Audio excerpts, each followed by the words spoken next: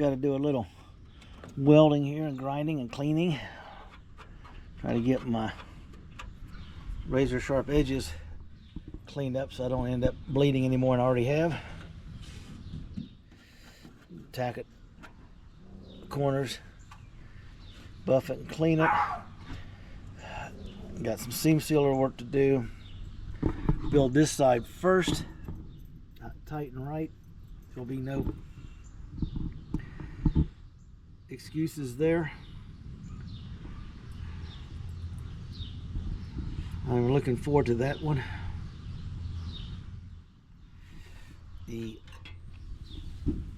Here, this was too deep, that one's too shallow. I need to come right to this body line.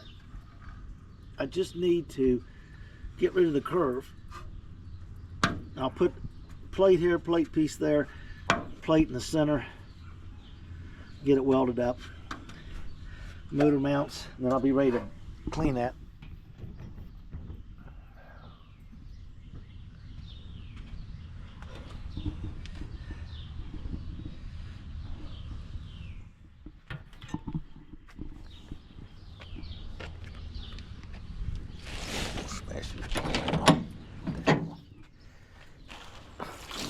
Look at that. Liquid rust. I'm gonna get a tarp and some bungee straps. This is the second car cover. It's been shredded in a very short period of time. I don't consider the first one a car cover due to the fact that is perfect in there, perfect spacing. I got to get the bolt in the back and get the alignment centered and marked on the firewall. And this will be the first side that gets done. Okay. The other side, I have got a couple of days, maybe a week of grinding and cleaning out metal on this side. I want to put a new toe panel in. I want to put some more angle down across there and up here. I got a large piece of angle to run down. It's going to come up and do that bend and stop just short of the old clutch mount piece right here. And then I got an angle to run down to tie all the new flooring in. The piece I cut out here, okay, gets the privilege of coming forward to here.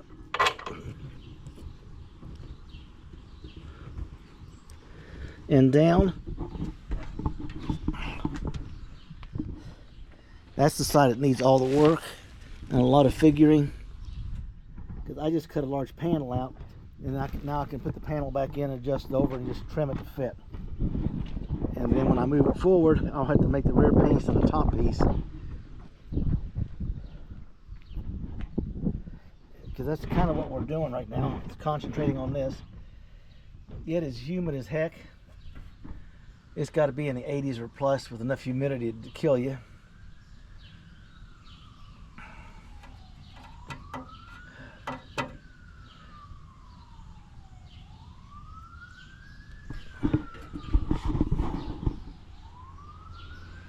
I solved the electrical and the computer issue. The ECM will go up on a panel underneath the cross support for the roll bar, the body roll bar, underneath the dash, and I will put the waterproof fuse panel right here. Standalone wiring harness comes to it, goes in to the dash, bada bing. All the gauges come off the computer. This issue solved. And then the secondary stuff on here will handle the lights, and the relays will handle the motor circuits, being windshield wipers, heater, such, fuel pump. So basically a 12 spot and a 6 spot relay switch will be perfect right here. Well, it'll sit this way. Then you got the windshield washer bottle sitting here. So everything's almost back in the original spot. I want to get the sheet metal up and done because I need to get in and start working in here. I got a lot of stuff to work on. I got a lot of cleaning to do, wire wheeling, fiber wheeling, welding in, and then I get it taped off.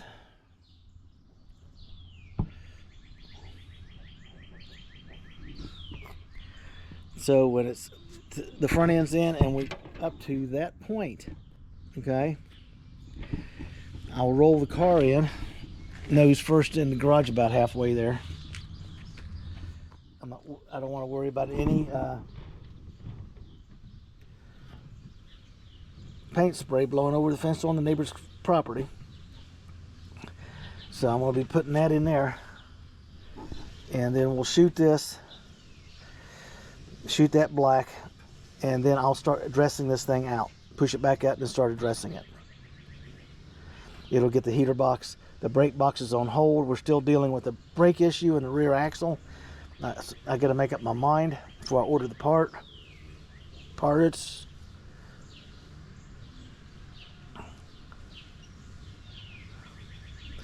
I designed a whole new stand mount for this car, for any of these MGs.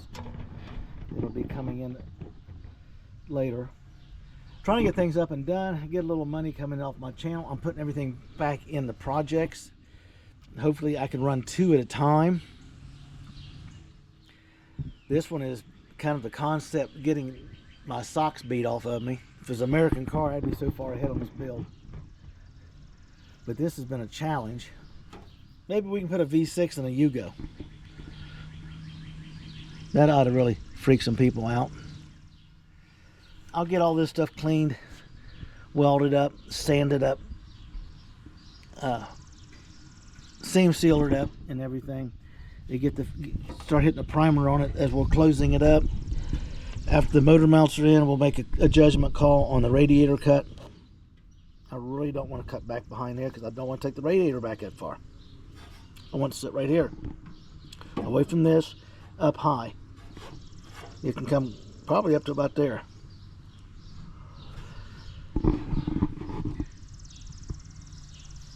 Do you see anything, or have a comment on something you see here, or a question, or a suggestion? To make the comment on it. Like I'm saying, I got a guy coming in from out of state who's going to fix my program blues. I'm having trouble opening up a lot of the comments. I don't know what's going on, and I've worked on it the other night till 3 or 4 in the morning. So this morning I got 2 on a line. For the first time I could see one and I couldn't see the other one. Then on down I got like 8 and 10 and 15 and whatever, and then go down below that 3 or 4 spots and there's one, and I can pull it right up and look at it. And you go down, same thing again, you go down 4 or 5 more spots past those, and there's 2 down there, and you pop it up and you can see both of them. That's kind of confusing, people. It really is. Especially if my computer skills are on, off, delete, and kick it out the door, toss it in the trash. So I got somebody that's going to sign in to kind of just be my mentor, my support person, because if I run into a problem or he sees a problem when he reviews my channel, he can log in and fix it, send me a text of what he did or what he's going to have to do, and that way we can concentrate on the car and the build. I'm more or less just shut down because of the shoulder today. I have 800 milligrams of Motrin. I only took 400 of it. I got 500 milligrams of the Proxen.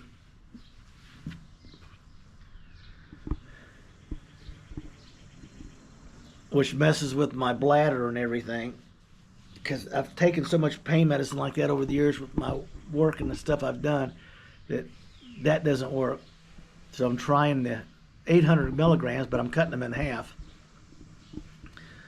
Just 400. I don't need to be numb. If it starts hurting when I'm working and I'm on it, I want to be able to feel that pain so I know to stop. Not to just work through it and the next thing you know, when the pain medicine wears off, I think, what the hell did I do this time? It hurts like all hell. Getting excited. I'm getting close. I really am.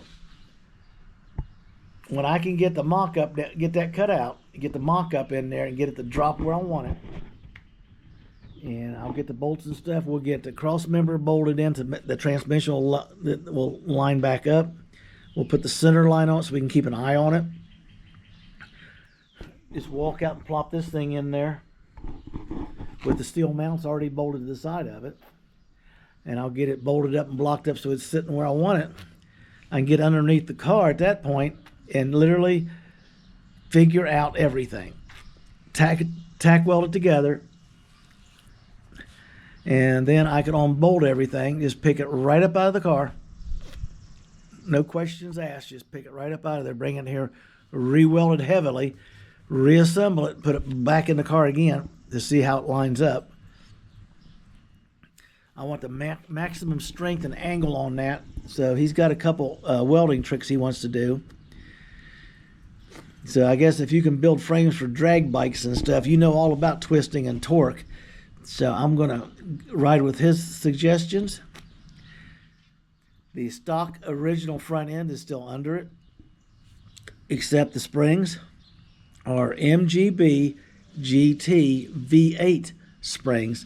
These are the heaviest, I forget how they rate them, rated springs for whatever that ever came on these cars. This is the stiffest spring there is, unless you go to some aftermarket. These should be more than enough for what I want to do. I've also designed the new front end for it. I got a front end out underneath my parts car. So while this one's in the completion stages, I may throw it up on the bench here and cut it up, put it back together to use shocks inside the coil springs. Do away with the dampers and change the upper control arms on the upper damper part where the damper was. It's going to be interesting. You got to try stuff. To do that, I'm going to need a plasma cutter. And hopefully my son got his fixed so I can bring it up here and set it up and try to set the garage trash can on fire like I did with my torch the other day, which we won't talk about.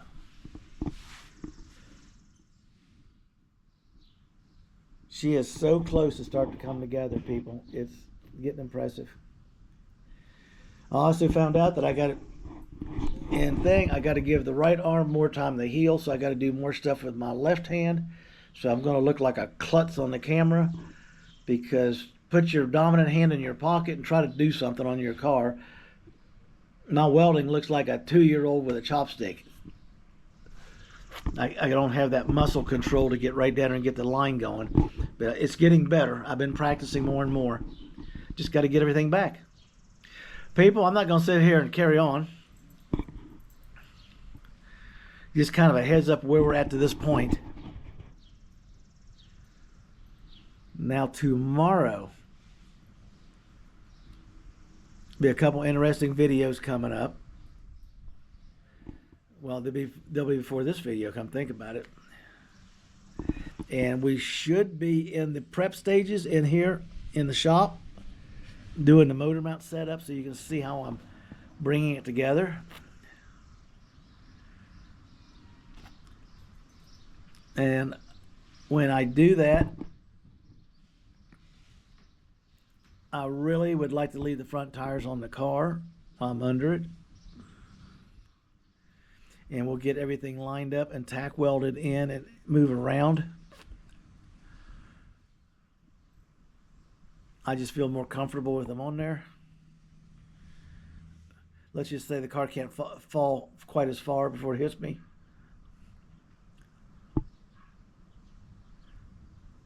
Once those motor mounts are made and welded in there, I can start putting down some serious work. In the meantime, I'm just doing some touch-up work and stuff. I'll be doing a little touch-up welding, grinding, cleaning, wasting time. I got a call into my welder. He's going to pick up the plates that I got to make the motor mounts with, and he's going to take them over and put them on his big drill press and drill them, the bolt pattern on it for me. I'm going to make the spring, the bushing holders and the pedestals they sit on, and get them all clean and ready to go. So I want to get them tacked in there, because once they're tacked in, it looks good, and I can take them out. I can just lay them on the bench over there and step back, and he'll just go to town. Then I got to pull the rubber bushings out of them and clean them, buff them, primer them, paint them a couple coats, and bolt it back in here so we can see what we're doing, which opens us up to the headers. But the nice thing of it is, with the mock-up in there and the transmission out, I got a 1x2. I'm just going to run it down to the ground. I'm going to drill 2 holes in the back of the LS block, put a couple self-tapping screws in it, run that post down, and set it on one of those wood pads to hold the LS in there like the transmission was in there, the mock-up. Then I can go in while he's doing measurements and decisions on building fender well headers and altering headers to work. I'm going to start cutting and fabricating and getting all this metal tack welded, stuck in with sheet metal screws, rivets, whatever, to get that built the way I want it. And then he can just come in right behind me. He'll tack weld everything. I'll pull all the rivets and the screws and stuff out, and then he just goes to town. This side over here is going to take a lot of work. So I got plenty of time to do it because of all the header work. Be another trip over to metal supermarkets. And that's about where we're going, folks. We'll be picking up the speed a little bit. No ifs, ands, fours are about it. The guys who, Clay and Bob, the guys that have been leaving me comments and questions, I appreciate it. Bring some more stuff in. Kind of give you a good look here. See what you can see. Maybe you see something that I'm looking right over. This is it. Have a great day.